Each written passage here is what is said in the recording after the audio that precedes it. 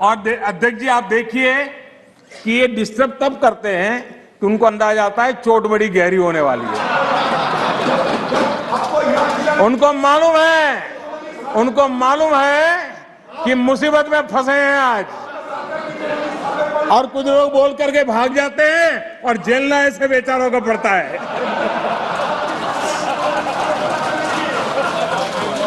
माननीय अध्यक्ष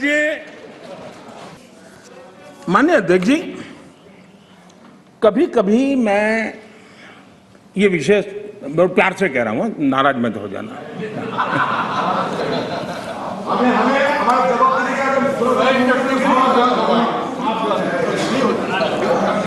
मुझे कभी कभी माननीय अध्यक्ष जी ये विचार आता है, उनके बयानों से, उनके कार्यक्रमों से, उनके कर्तृत्व से, जिस प्रकार से आप बोलते हैं, जिस प्रकार से मुद्दों से जुड़ते हैं, ऐसा लगता है कि आपने मन बना लिया है कि 100 साल तक सत्ता में नहीं आना है।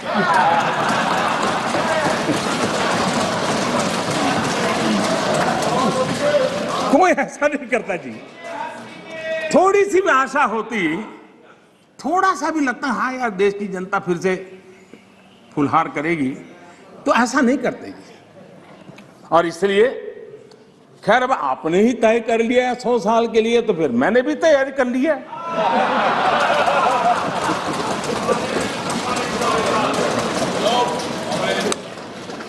माननीय अध्यक्ष जी, इस सरकार का अंत विरोध करने की जिनको आदत लग गई है, सुबह सुबह शुरू हो जाते हैं। और यहां मैंने देखा हमारे अधीर रंजन जी कह रहे थे क्या रखा है, मोदी मोदी मोदी मोदी करते रहते हो, है यही कर रहे थे। हाँ, बोले साहब लोग मोदी मोदी मोदी बोल रहे हैं, आप क्यों बोल रहे हैं?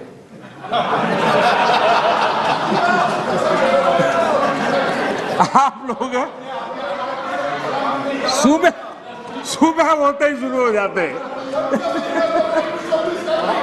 एक पल आप लोग मोदी के बिना नहीं बिता सकते।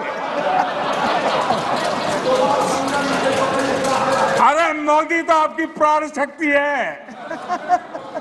मोदी जी प्रधानमंत्री, इसलिए मोदी जी का नाम तो करना ही पड़ेगा।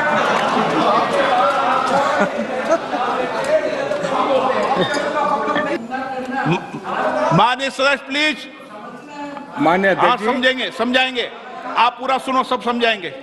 सदन में थोड़ी बहुत टोका टोकी तो आवश्यक होती है, जरा गर्मी रहती है, लेकिन जब सीमा के बाहर जाता है तो जरा लगता है कि हमारे साथी ऐसे हैं। माननीय अध्यक्ष जी, उनकी पार्टी के एक एमपी ने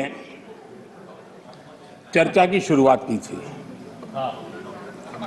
और यहां से कुछ छोटा मोटा नोकझोंक चल रहा था, और मैं मेरे कमरे से स्क्रीन पे देख रहा था कि हमारे मंत्री प्रहलाद जी पीछे गए, सबको रोका, और वहां से चैलेंज आई कि अगर हमें रोकोगे तो तुम्हारे नेता का ये हाल करेंगे।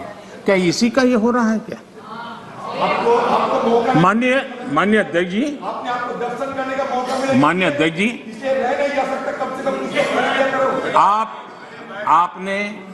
आपको अब हर एक को अपना सीआर सुधारने की कोशिश तो करनी चाहिए,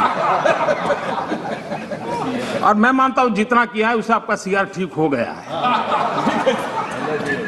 जिन लोगों को रजिस्टर करना है, आपके इस पराक्रम को कर लिया है जी, ज्यादा क्यों कर रहे हो? इस सत्र में तो कोई आपको नहीं निकालेगा, विश्वास करो।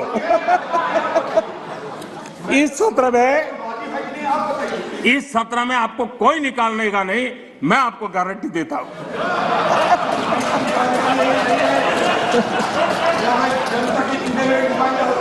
ठीक है, इस जगह से अरे भाई ऐसे ही बच गए हो।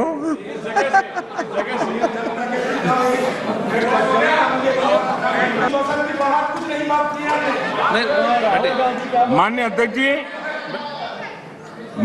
जी, तमिलनाडु आखिर में 1962 में यानी करीब 60 साल पहले आपको मौका मिला था। तेलंगाना बनाने का श्रेय लेते हैं, लेकिन तेलंगाना बनने के बाद भी वहां की जनता ने आपको स्वीकार नहीं किया। झारखंड का जन्म हुआ, 20 साल हो गए, पूर्ण रूप से कांग्रेस को स्वीकारते नहीं है, पिछले दरवाजे से वो घुसने का प्रयास करते हैं। माननीय अध्यक्ष जी, सवाल चुनाव नतीजों का नहीं है, सवाल उन लोगों की नीयत का है, उनकी नेक दिली का है कि इतने बड़े लोकतंत्र में इतने साल तक शासन में रहने के बाद देश की जनता हमेशा हमेशा के लिए उनको क्यों नकार रही है। और जहां भी ठीक से लोगों ने राह पकड़ ली, दोबारा आपको प्रवेश करने नहीं दिया है। इतना सारा होने के बावजूद भी हम तो एक चुनाव हार जाए ना, महीनों तक न जाने इकोसिस्टम क्या क्या करती है। इतना सारा पराजय होने के बावजूद भी न आपका अहंकार जाता है, न आपकी इकोसिस्टम आपके अहंकार को जाने देती है।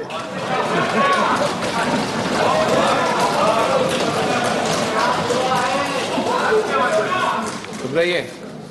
इस बार अधीर रंजन जी बहुत सारे शेर सुना रहे थे। चलिए मौका मैं भी ले लूं। और जब अहंकार की बात मैं कर रहा हूं तब तो मुझे कहना ही पड़ेगा, वो जब दिन को रात कहें तो तुरंत मान जाओ,